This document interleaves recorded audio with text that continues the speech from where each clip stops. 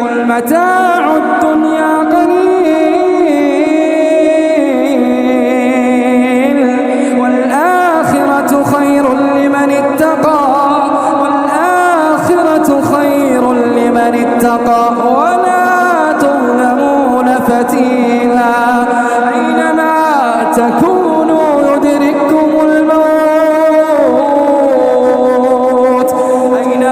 تكونوا يدرككم الموت ولو كنتم في بروج مشيدة وإن تصبهم حسنة يقولوا هذه من عند الله وإن تصبهم سيئة يقولوا هذه من عندك قل